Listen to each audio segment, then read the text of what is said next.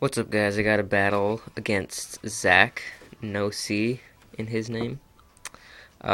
Biggest threats on his team are his Ditto, because a lot of my team sets up. So if he sends that in and I forget about it, he could definitely use it against me. His Mawile, if it's a Mega, which it most likely is, because I don't see too many Mega Tyrantars, and if I do, they're not very efficient at doing what they're supposed to do, in my opinion. And his Aegislash, just because it's always a threat. So, I'm just gonna start the battle. I'm gonna lead off with my Greninja because it hits everybody on his team really hard. And he leads off with his Cloyster, and the battle kind of starts out depressingly just because I go for the Grass Knot, and he actually doesn't have the Sash. So at the time, I'm just kind of thinking, oh, his team looked pretty solid, but I thought at the time maybe he's not as good as his team portrays him. No, leads on, I should say. Anyways, I take him out with the Grass Knot. I switch out into my Garchomp because I don't want to risk missing the Hydro Pump, and I don't want him to get a free Swords Dance.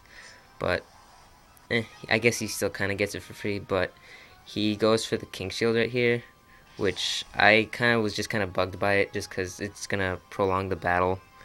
And I just go for the Earthquake after he goes for the King Shield. And next he's gonna go for the Sacred Sword. I'm guessing that was just his hardest way to hit me. And if he went for the Shadow Sneak, I'd kill him because he'd be in the offensive form. So he takes me down to 22, and then he just kills me with a Shadow Sneak. So he's down pretty low. So I'm pretty sure that an Acrobatics from my Talonflame could just take him out, even if after King Shield. But I'm thinking this guy seems like one of those guys who King Shields at every opportunity. So I decided to go for the Swords Dance. I really didn't need to at all, but I kind of just wanted to show him at the time that I know that what you're gonna do, and it's obnoxious and it's pointless, and now you got a Swords Dance Talonflame in your face. So I go for the Acrobatics after he goes for the useless King Shield, and I easily take him out. Next he sends in his Tyranitar, which I thought was a misplay because he easily could have gone into his Ditto, and I'm guessing that he's Scarfed, just because most Dittos are. So he goes into his Tyranitar.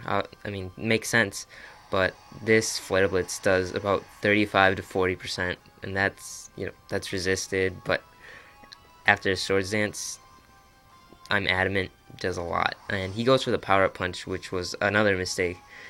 So it's kind of looking like he's not the best, but I get into some pretty tough situations with him. You'll see. I go for another Flare Blitz, and I actually get a crit, so I take him out. I don't think it mattered too much. If anything, it helped him, because as you're about to see right now, he's going to send in his Ditto, and he's going to actually end up outspeeding me, because I'm guessing that he's Scarfed. And yeah, I don't really have any way to test that or prove that, because I haven't had a battle with him since, and this one's pretty old. But anyways, goes for the Acrobatics, takes me out easily. And next, I don't have anything for it aside from the multi-scale on my Dragonite to take him out with the Outrage. This was back when I still had a Dragonite on my team. He goes for the Acrobatics, and that does like 55%. So without multi-scale, Dragonite would not have been able to take that. Go for the Outrage, easily take him out. But now, since that was the only thing that I had to take out his Talonflame, he can just go into his Mawile, Mega Evolve, and set up a Swords Dance. So that's exactly what he's about to do.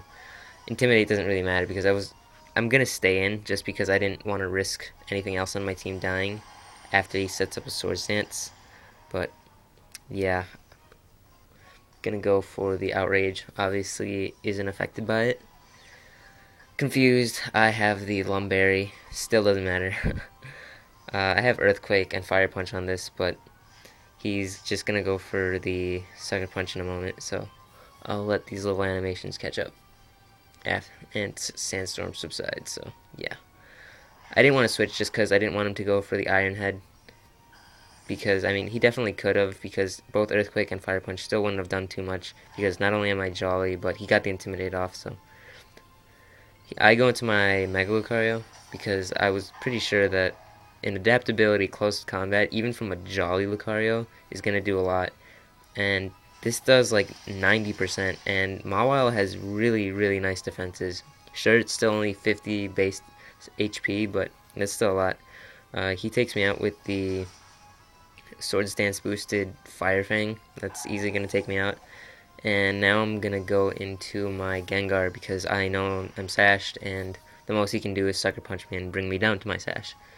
So that's exactly what he does, and I get to take him out with the Shadow Ball.